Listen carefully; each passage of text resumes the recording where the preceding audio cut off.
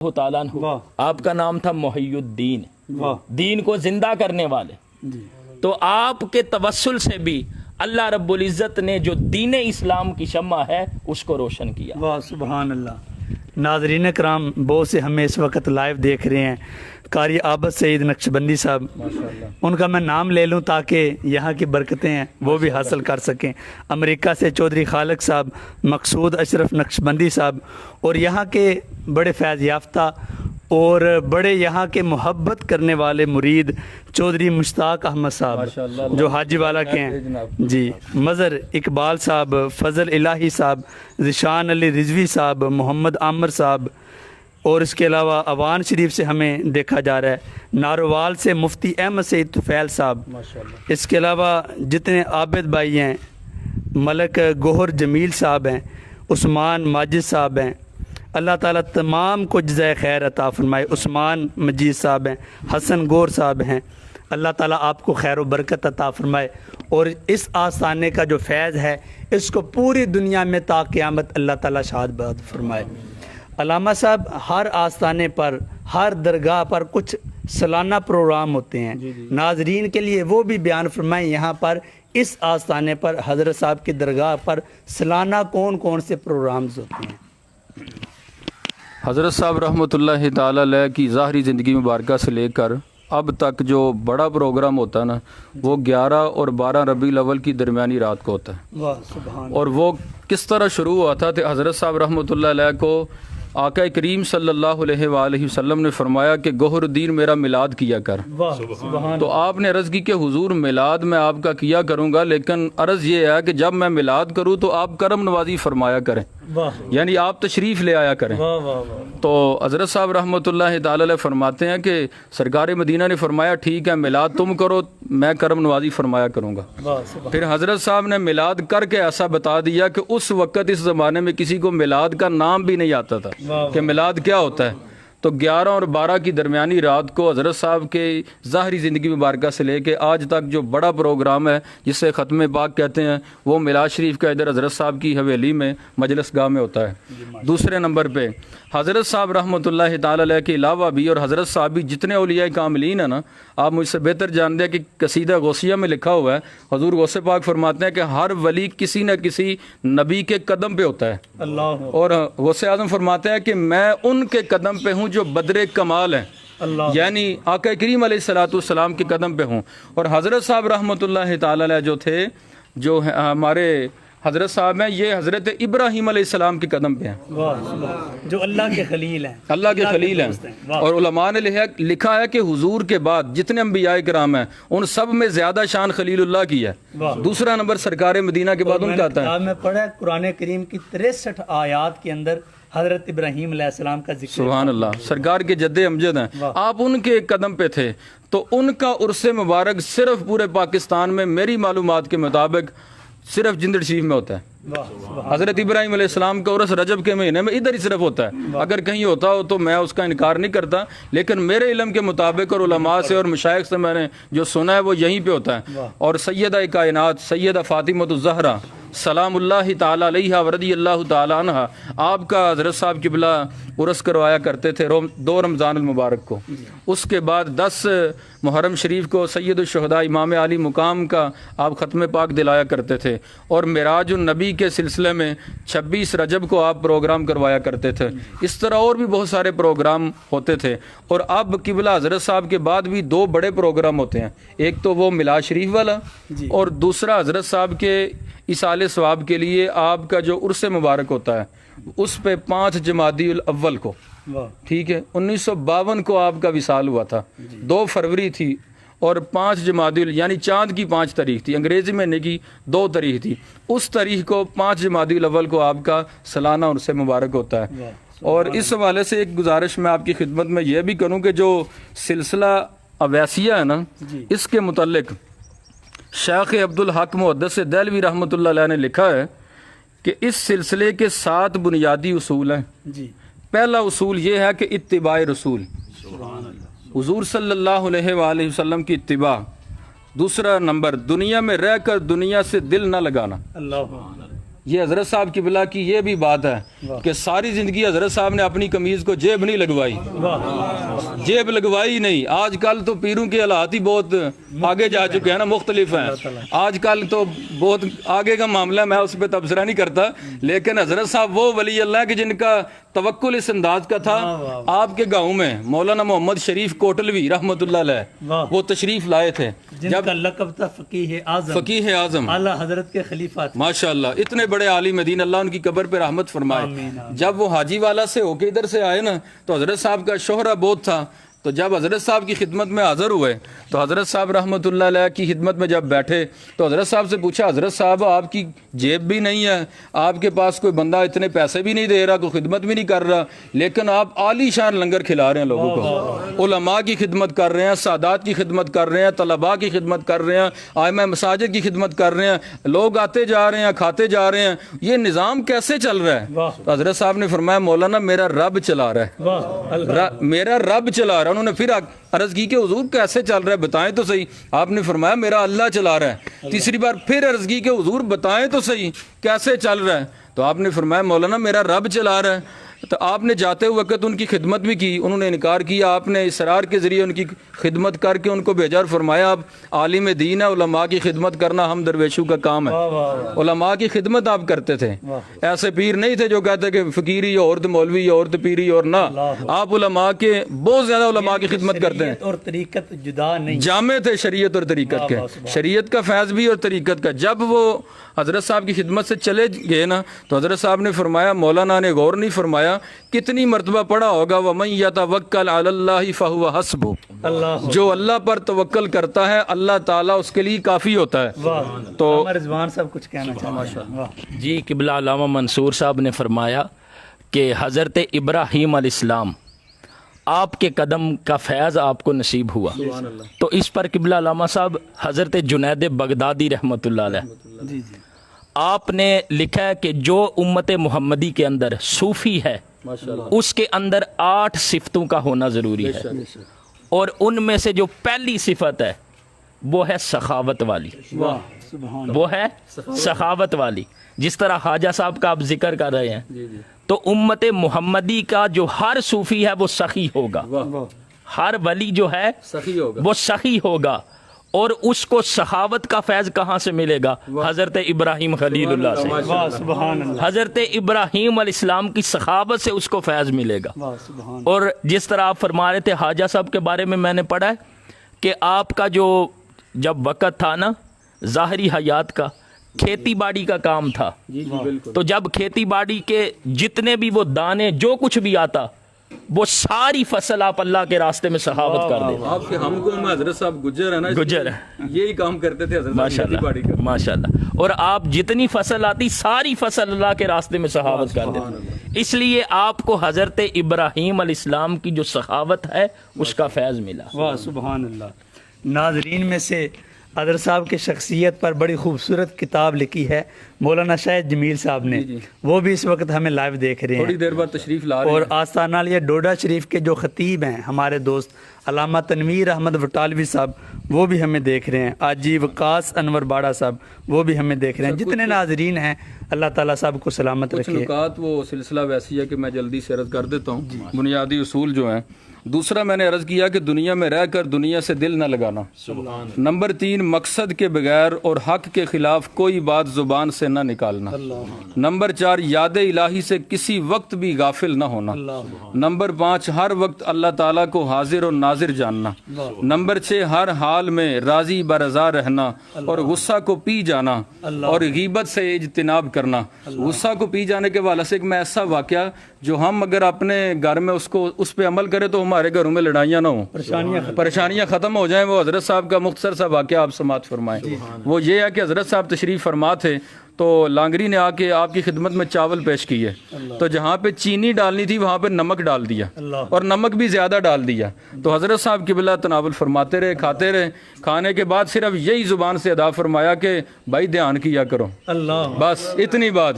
اگر ہمارے گھر میں ہماری بیوی ہمیں زیادہ نمک ڈال کے دے تو ہم تو اس کا سر پھوڑ دیں، لڑائی جھگڑا شروع ہو جائے, طلاق تک نوبت آ جائے. ہم نے اولیاء کاملین کی سیرت پہ عمل کرنا چھوڑ دیا. اگر حضرت صاحب کا یہی واقعہ ہم پڑھ لیں اور صبر کا دامن پکڑ لیں, صبر کا دامن اگر ہمیں پکڑ لیں مضبوطی سے, تو پھر ہماری زندگی میں برکتیں آ سکتی ہیں. منصور صاحب, حضرت صاحب کے چند ملفوظات عالیہ, آپ کے کہے ہوئے جو فرامین ہیں وہ ناظرین و سامعین کو سنائیں. قبلہ علامہ صاحب وہ تو بہت زیادہ ہیں, دو تین میں مختصراً میں عرض کرتا ہوں.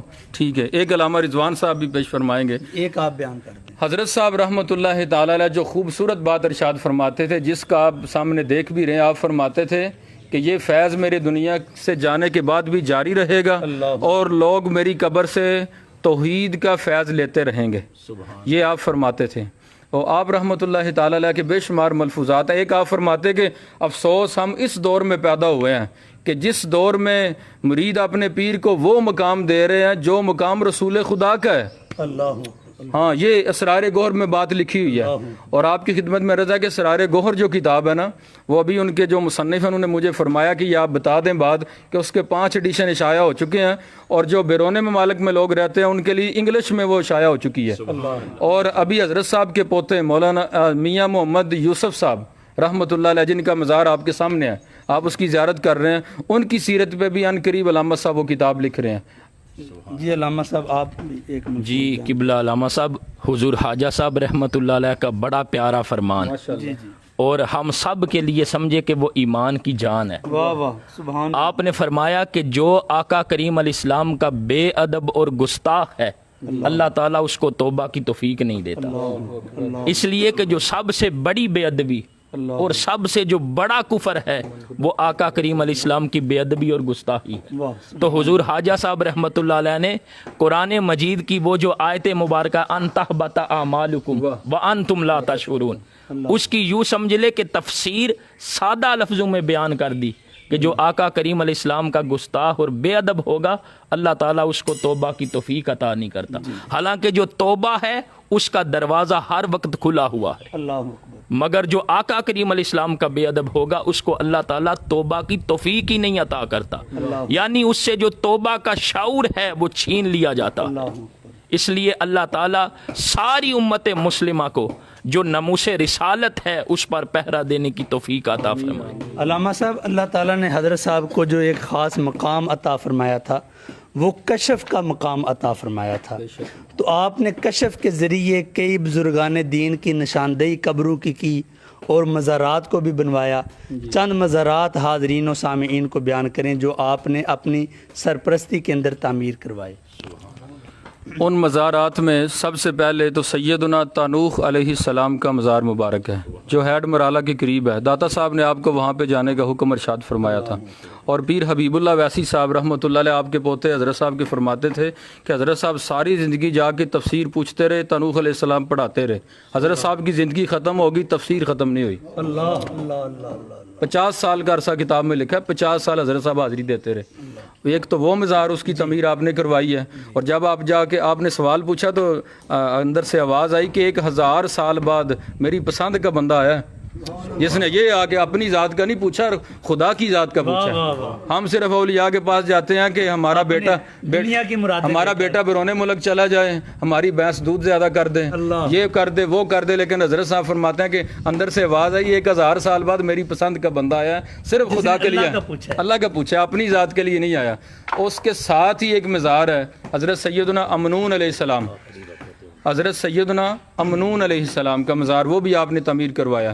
اس سے تھوڑا آگے آئیں تو گجگراں میں ایک مزار ہے سیدنا موسیٰ حجازی علیہ السلام, ان کا مزار مبارک بھی آپ نے تعمیر کروایا. اور اس کے بعد رستے میں ریحان شریف میں ایک دربار ہے حضرت سیدنا صفدان علیہ السلام. یہ حضرت صفدان اور حضرت موسیٰ حجازی علیہ السلام دونوں بھائی ہیں, ان کا شجرہ بھی موجود ہے. اور اس کے علاوہ ہمارے گاؤں کے قریب جسو سراغ کے ساتھ ایک اللہ کے نبی کا مزار ہے سیدنا نعمتوس علیہ السلام, وہ بھی آپ نے زار کروایا. اس کے بارے حضرت صاحب فرماتے تھے یہاں سے جنت کی خوشبو آتی ہے. واہ سبحان اللہ سبحان اللہ. ناظرین و سامعین, پوری دنیا سے ہزاروں افراد اس وقت ہمیں دیکھ رہے ہیں. سب کے نام لیں گے تو وقت کافی لگے گا. انشاءاللہ العزیز یہ آخری لمحات ہیں, اور یہاں سے گفتگو ختم کرنے کے بعد انشاءاللہ العزیز اندر مزار شریف میں جا کر ہم نعت رسول مقبول بھی سنیں گے، اسپیشل اویسی برادران موجود ہیں، ان سے ہم نعت شریف بھی سنیں گے، اور آخر کے اندر دربار شریف پر سب کے لیے دعا بھی کی جائے گی۔ علامہ صاحب آپ کی کوئی کرامت بیان فرما دیں، ایک کرامت آپ کی بیان فرما دیں۔ جی کرامات تو آپ کی بے شمار ہیں۔ حضرت صاحب جیسے ظاہری طور پہ پڑھے ہوئے نہیں تھے نا، تو شاعر بھی تھے حضرت صاحب، آپ نے کلام لکھا ہے۔ انشاءاللہ آپ جتنی بار پروگرام کریں گے ہم نئے انشاءاللہ موضوعات لے کے آئیں یہ تو گے۔ علامہ صاحب بڑا وسیع موضوع ہے، جتنی باتیں کی جائیں وہ اور کم۔ پھر حضرت صاحب پہ جو تجلی وارد ہوئی تنوخ علیہ السلام جا کے، وہ آپ نے فارسی میں کلام لکھا ہے، اللہ بہت کمال کا، وہ بھی انشاءاللہ کسی وقت سنائیں گے۔ پھر آپ کی شان میں بہت زیادہ علماء نے منقبتیں لکھی ہیں، شعراء نے۔ اچھا، آپ کی کرامت کے حوالے سے یہ بات ہے کہ حضرت صاحب رحمۃ اللہ علیہ کی خدمت میں ایک مائی صاحبہ حاضر ہوئی چک کمالہ کی ہمارے گاؤں کی۔ وہ پہلے سائیں کامہ والی سرکار سائیں کرم الہی رحمۃ اللہ علیہ، جو کہ مجذوب بزرگ ہیں گجرات میں، ان کی خدمت میں حاضر ہوئی اور جا کے عرض کی کہ میرے دو نواسے ہیں، حسن محمد، حیات محمد ان کا نام ہے، ان دونوں کو ان کا مقدمہ درج ہے عدالت میں، دونوں کو آج پھانسی کا حکم ہو جانا، دعا فرما دیں کہ اللہ تعالیٰ ان کو پھانسی سے بچا لے۔ جب حضرت صاحب اس مائی نے جا کے سائیں صاحب کی خدمت میں عرض کی تو سائیں صاحب نے فرمایا میرے پاس کیا لینے آئی ہو، آپ کے پاس تو ایک دریا بہہ رہا ہے، بلکہ سمندر بہہ رہا ہے، جاؤ جندر شریف جا کے خواجہ گور دین کا پوچھ لینا، جب وہ دعا کرے گا تو اللہ آپ کے نواسوں کو پھانسی کے مقدمے سے اللہ تعالیٰ محفوظ فرما لے گا، ان کو اللہ تعالیٰ پھانسی نہیں لگنے دے گا۔ جب وہ مائی صاحب آئیں تو آ کے پوچھا کہ یہاں پہ ظاہری طور پہ تو لوگوں کو ان کا علم نہیں تھا، لوگوں نے کہا کہ اتنے بڑے کو ولی اللہ تو ہمارے گاؤں میں نہیں ہے۔ جب نام لیا گیا، حضرت صاحب سادگی سے رہتے تھے، سادگی پسند تھے، نام لیا گیا تو بتایا کہ وہ تو کھیتوں میں گئے ہوئے ہیں، اپنا کام کر رہے ہیں۔ جب حضرت صاحب کی خدمت میں مائی صاحب حاضر ہوئیں تو اپنا جو حال پیش کیا تو حضرت صاحب نے فرمایا سائیں کامہ والی سرکار بھی کام کر سکتے تھے لیکن مجھے ظاہر کر دیا انہوں نے، میرا لوگوں کے سامنے چرچا کر دیا۔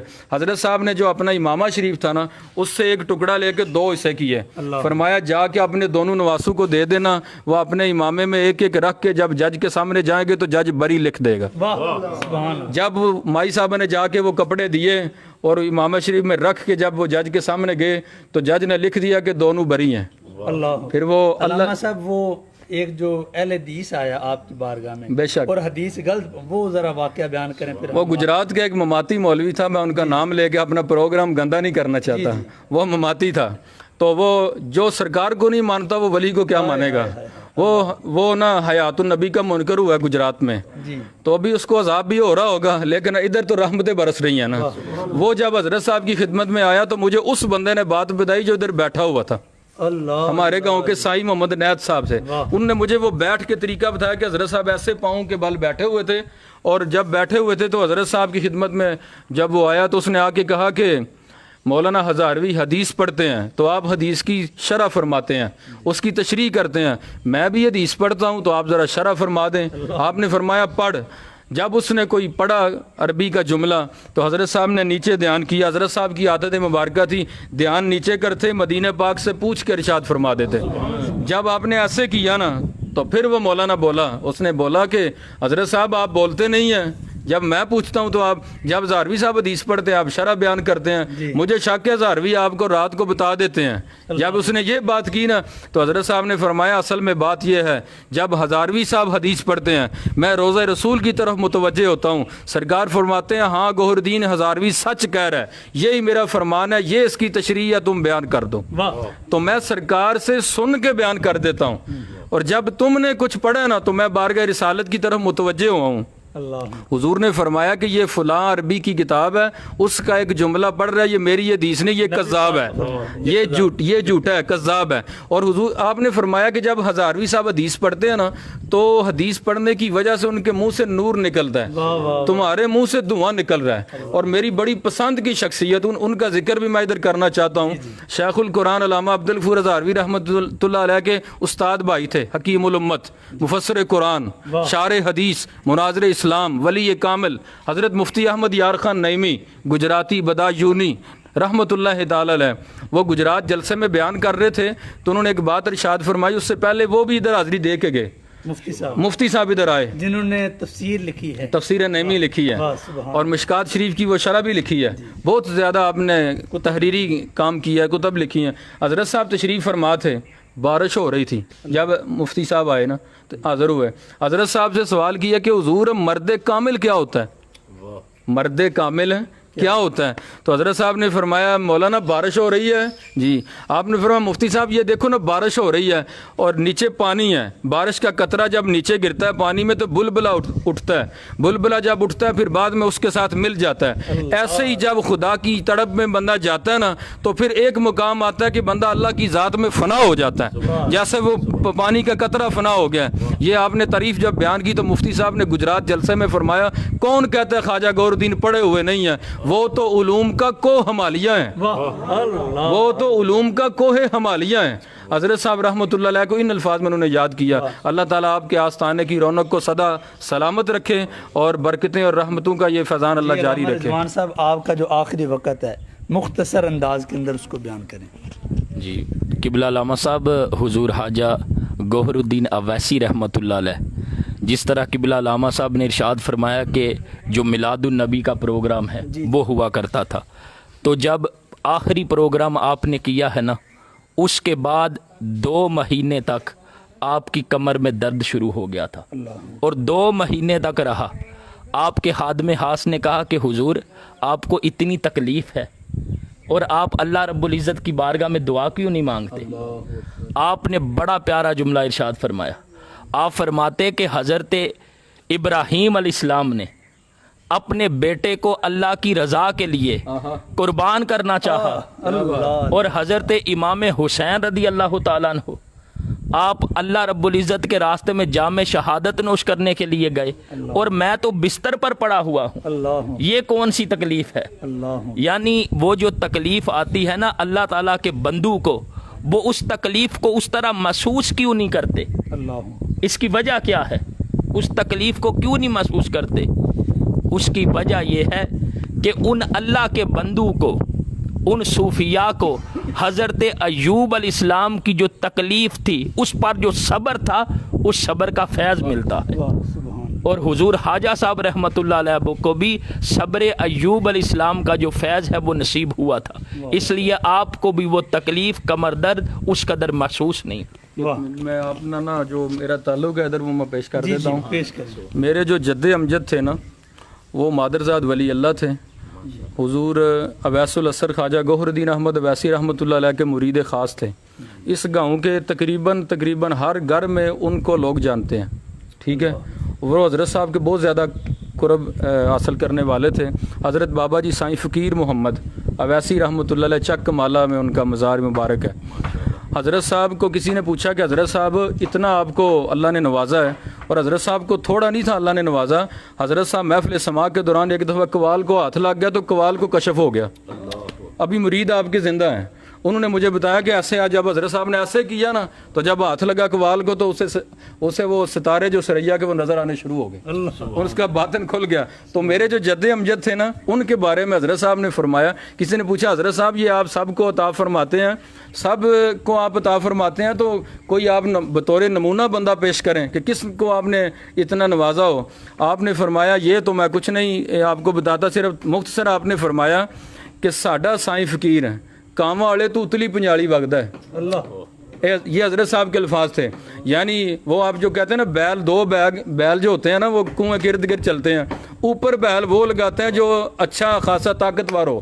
تو حضرت صاحب نے فرمایا ساڈا سائیں فقیر کاماں والے تو اتلی پنجالی وگدا ہے.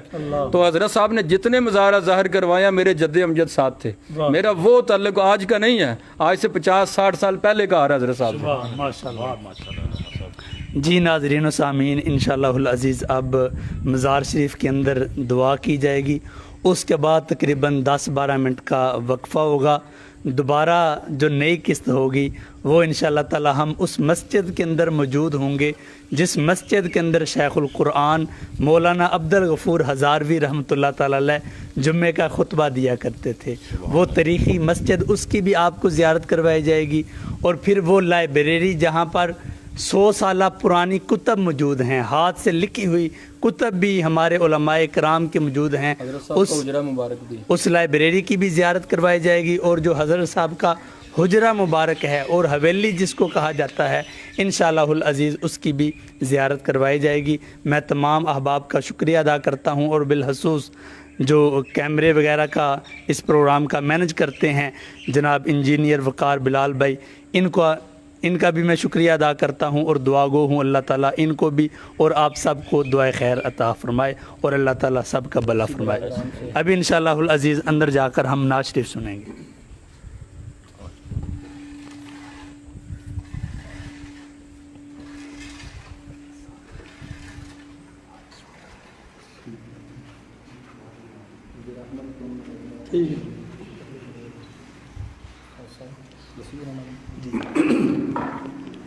حضرت صاحب غریب نواز کی ہم مرکز انور جو کہ تجلیات کا مرکز ہے اس کی آپ زیارت کر رہے ہیں، ہم یہاں پہ حاضر ہیں، تو آپ کے درباری جو ثنا خان ہیں، نعت خان ہیں، قوال ہیں، اویسی برادران یہ ادھر حاضر ہیں، تو یہ حضرت صاحب کی مزار مبارک پہ کھڑے ہو کے وہ کلام سناتے ہیں جو سن کے حضرت صاحب کو وجد ہو جاتا تھا۔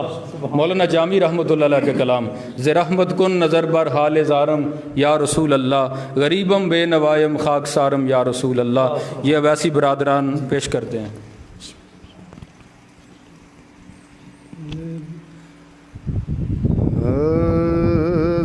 رحمت کن نظر بار حاض رحمت کن نظر بار حال زارم یا رسول اللہ ز رحمت کن نظر بار حال زارم یا رسول اللہ رحمت کن نظر بار حال زارم یا رسول اللہ رحمت کن نظر بار حال زارم یا رسول اللہ غریبم بے نوائم آقا غریبم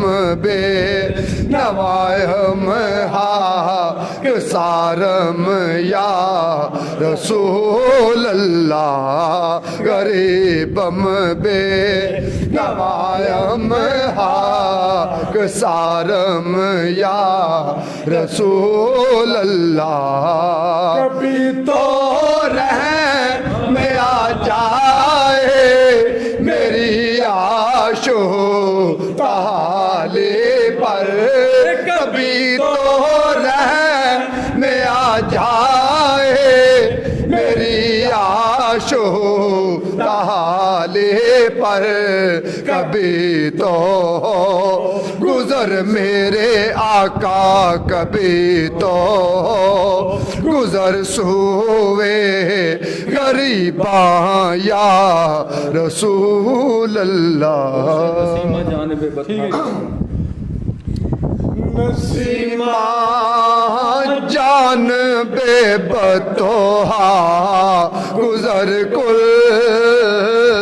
نسیمہ جان بے بتوہا گزر کل نسیمہ جان بے بتوہا گزر کل نسیمہ جان بے بتوہا گزر کل سے احوال محمد راہ پر کل سے احوال محمد راہ پر کل تو ہی سلطان عالم یا محمد تو ہی سلطان عالم یا محمد زیروے